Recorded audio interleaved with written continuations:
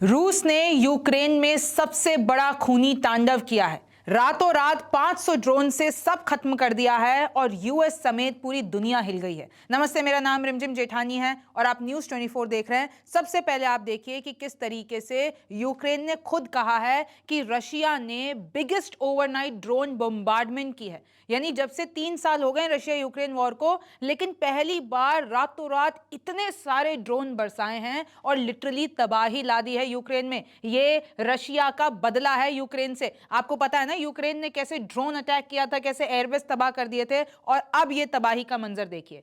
ये Russia revenge ले रहा है यूक्रेन से। आप ये देखिए, ये इनकी कैपिटल सिटी, इस तरीके से वहां पर ये जो आप इमारतें देख रहे हैं उनको लिटरली बीचों बीच स्ट्राइक हुई है। और लोग देखिए, ये देखिए, ये तबाही का मंजर देख रहे हैं आप। ये टूटी इमारतें, ये लोग चलते, ये कैसे खंडर बन चुका है सारा मामला। ये वहां से तस्वीरें आई हैं और ये डरा देने वाली है, क्योंकि रशिया इस वक्त पूरे रिवेंज मोड में है। लोग ऐसे कोई मेट्रो स्टेशन, कोई पिलर, इस तरीके से अंदर दुबक के बैठे हुए हैं। और ये देखिए, ये पूरी तबाही की तस्वीरें आपने देख ली। अब देखिए कि हुआ क्या है। 500 ड्रोन यूक्रेन पर आकर गिरते हैं रशिया से। And this is the biggest overnight drone bombardment of the 3-year war. 3 साल में इतना बड़ा हमला रशिया की तरफ से, इतना बड़ा ड्रोन हमला कभी नहीं हुआ। और अब इनके बीच में ये सब कुछ तब हो रहा है जब रशिया और यूक्रेन के बीच में सीजफायर की बात हुई थी, लेकिन वो खत्म नहीं हो पाई। फिर इन लोगों का जो प्रिजनर्स एक्सचेंज है वो चल रहा है, लेकिन ट्यूसडे को सुबह ही रशिया एक बहुत बड़ा हमला यूक्रेन पर कर देता है। 479 ड्रोन्स के साथ 20 मिसाइलें, जो कि बहुत टाइप की थी, वो भी यूक्रेन पर दागी गई हैं संडे से लेकर मंडे तक।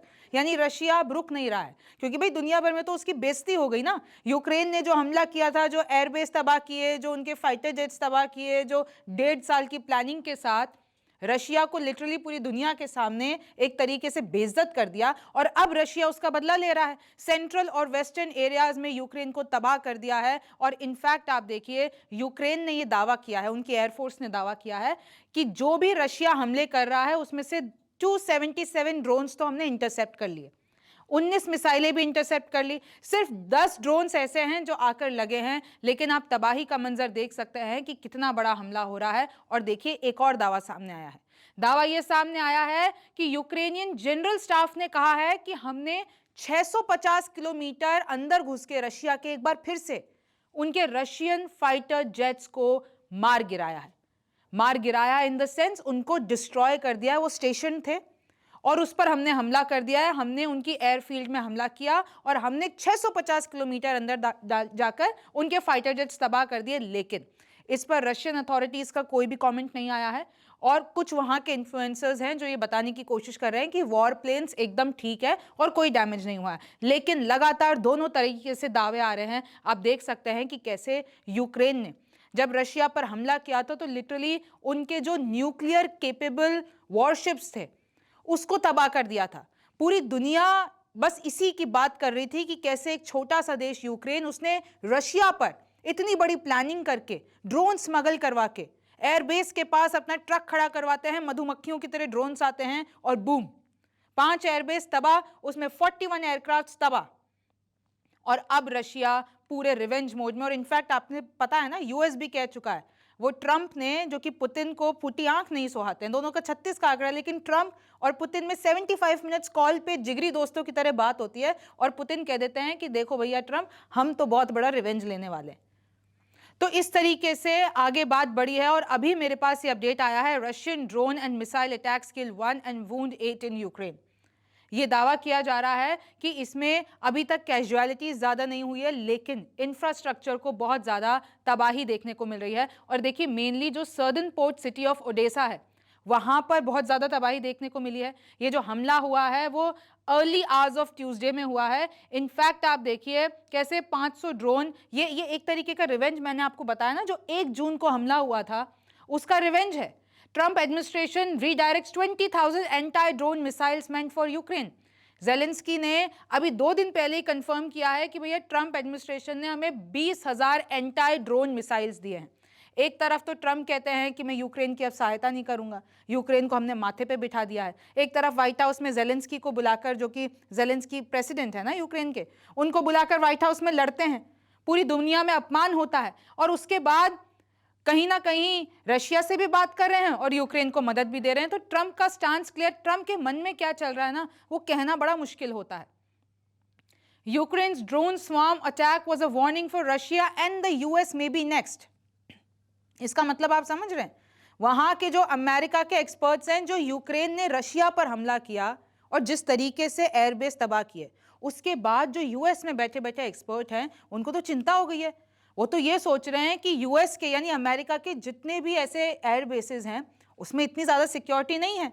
चाहे आप यूएस में ले लीजिए, चाहे जो यूएस के एयरबेस दूसरी कंट्रीज में हैं, वो तो बहुत ही ज़्यादा, आप देखिए साफ दिख रहे हैं, वो ईजिली एक्सेसिबल हैं, वो हार्डन्ड हैं, उनमें ज़्यादा सिक्योरिटी नहीं है। तो ऐसे तो अमेरिका के जो एयरफील्ड्स हैं वो भी बहुत ईजिली टारगेट किए जा सकते हैं। America's defences are outdated and dangerously underprepared, यानी वो अंडर प्रिपेयर्ड है, वो आउटडेटेड हो चुके हैं। तो यूएस तक धरती हिल गई है कि भैया यूक्रेन ने जो रशिया पे हमला किया, कल को यूएस के एयरशिप्स पे यानी एयरफील्ड्स पे हो गया तो फिर क्या होगा। तो इसलिए एक्सपर्ट्स अब इस चीज को सामने लाने की कोशिश कर रहे हैं कि सिक्योरिटी कैसे मजबूत की जाए। अब आप 3 खबरें देखिए। यूक्रेन के जो प्रेसिडेंट जेलेंस्की है, उन्होंने डोनाल्ड ट्रंप को कहा है कि भाई बीच में आ जाओ, यानी पुतिन को रोको, पुतिन नहीं चाहते हैं वॉर खत्म करना, कुछ करो, ये जेलेंस्की कह रहे हैं ट्रंप को। और अभी आपको पता है ना कि इलॉन मस्क और ट्रंप लड़े हुए हैं, दोनों भाई भाई अब दुश्मन बन गए हैं। मैंने आपको पूरा बताया था कि कैसे, एक शो करके बताया आपको कि कैसे ट्रंप की पॉलिसीज हैं जो इलॉन मस्क को पसंद नहीं आ रही हैं, तो दोनों लड़ लिए। अब उसके बाद जो इलॉन मस्क के फादर हैं वो ये कहते हैं कि भाई वो लिटरली वेस्टर्न इमेज को रशिया का, बेसिकली वो रशिया के साथ हो जाते हैं इलॉन मस्क के फादर, और ज्ञान देते हैं वेस्टर्न कोलिएशन को कि तुम लोग रशिया को गलत समझते हो। इसी बीच ने रशिया ने अपनी हमदर्दी दिखाई है इलॉन मस्क के साथ। इलॉन मस्क को कह रहे हैं कि आप हमारे इधर रशिया में असाइलम ले लो। आपको पता है ना कि रशिया और यूएस, अगर आप आइडियोलॉजी वाइज देखें, आप डिप्लोमेसी वाइज देखें, तो एक दूसरे के दुश्मन ही मान लीजिए। तो वो रशिया जो कि अमेरिका का दुश्मन है, वो पुतिन जो कि ट्रंप से हमेशा 36 का आंकड़ा रहता है, वो रशिया इलॉन मस्क को ये कह रहा है, जो कि अमेरिका का सबसे पावरफुल और सबसे अमीर आदमी है, उसको कह रहा है कि भाई रशिया में असाइलम ले लो और हमारे आके इधर लड़ो अपने ट्रंप से।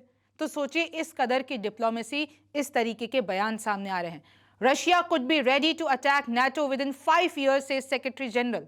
रशिया यही नहीं रुकेगा, अभी तो यूक्रेन में और बर्बादी लाएगा, और इनफैक्ट वो यूक्रेन तक भी नहीं रुकेगा, वो नेटो तक चला जाएगा। अब अगर किसी को नहीं पता कि नेटो क्या होता है, तो नेटो की फुल फॉर्म होती है नॉर्थ अटलांटिक ट्रीटी ऑर्गेनाइजेशन। भाई 1949 में 12 कंट्रीज ऐसी थी जिन्होंने इसको फाउंड किया। Belgium, Canada, Denmark, France, Ireland, Italy, Luxembourg, Netherlands, Norway, Portugal, United kingdom and the United states, ये 12 फाउंडिंग मेंबर्स थे। और इनका मकसद ये था कि भाई सोवियत यूनियन, जो कि अब रशिया हो गया है, तो सोवियत यूनियन तरफ से जो कोल्ड वॉर के समय में खतरा था, तो ये 12 कंट्रीज ने एक टीम बना ली कि हम साथ साथ हैं। ये हुआ 1949 में। फिर इन 12 कंट्रीज ने एक साथ सारे मिलिट्री जितनी भी चीजें होती हैं, स्ट्रैटेजीज होती हैं, एक्सरसाइज होती है, वो सब की, और उसमें यह कह दिया कि अगर इन 12 में से किसी एक पे हमला होगा तो 12 पे हमला माना जाएगा, और 12 मिलकर लड़ेंगे दुश्मन से। अब क्या हुआ है कि इसको, हालांकि 9/11 जब अटैक हुआ था तब ये चीज देखी गई थी कि सब एक साथ मिलकर लड़े थे, लेकिन पहले जो 12 फाउंडिंग कंट्रीज थी अब वो 32 हो गई हैं। उसमें अब फिनलैंड, स्वीडन, नॉर्थ मैसेडोनिया का भी नाम जुड़ गया है, और अब यूक्रेन भी नेटो कंट्रीज में जुड़ना चाहता है, लेकिन रशिया ये नहीं होने देना चाहता है, और इसलिए रशिया को बहुत प्रॉब्लम है। अब देखिए यूएस का जो नेटो कंट्रीज में कंट्रीब्यूशन है वो लगभग 70% है, जितना नेटो कंट्रीज जो पूरी अलायंस है 32 कंट्रीज की, उसमें यूएस सबसे बड़ा कंट्रीब्यूटर है। 70% बजट यूएस से आता है। अच्छा, एक और बात सामने आई है, रशिया के जो डिप्टी फॉरेन मिनिस्टर है, उन्होंने ये बात कही है कि जब तक रशिया यूक्रेन पर हमले नहीं रोकेगा, जब तक जो नेटो है, नेटो अलायंस है, जो अभी मैंने आपको बताया, ये जो गुट है वो बाल्टिक्स पे अपनी फोर्सेस को हटा नहीं लेता है। अब देखिए कि इससे यह पता चल रहा है कि जो रशिया की खुन्नस है वो सिर्फ यूक्रेन से नहीं है, उसकी खुन्नस नेटो से भी है कि जो नेटो अपना ईस्ट इलाके में ईस्टवर्ड एक्सपेंशन करता जा रहा है, नेटो रशिया के खिलाफ और पावरफुल होता जा रहा है, यूएस उसको और पावरफुल करता जा रहा है। तो रशिया को खुन्नस है कि सबसे पहले तो नेटो को बर्बाद करो, नेटो पे हमला करने की सोच रहा है रशिया। मतलब वो जितनी भी कंट्रीज आती हैं नेटो में, 32 कंट्रीज, और सिंपल सी बात है, अगर एक पे हमला करोगे तो सब जवाब देंगी।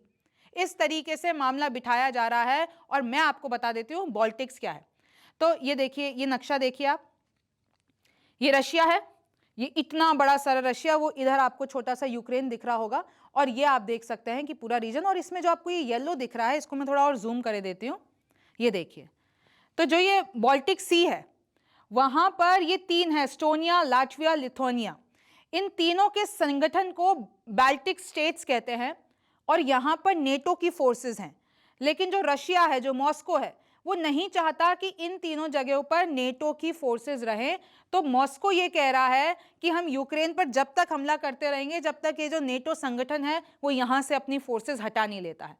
तो मतलब रशिया के बहुत सारे कॉम्प्लिकेशंस है, रशिया को बहुत कुछ चाहिए, रशिया को तो पूरा यूक्रेन ही चाहिए, उसको नेटो नहीं चाहिए, उसको यूएस का प्रभाव नहीं चाहिए। अब रशिया किस हद तक जाएगा, और आपको पता है फाइनल हद क्या होती है, न्यूक्लियर बॉम्ब, न्यूक्लियर वॉर।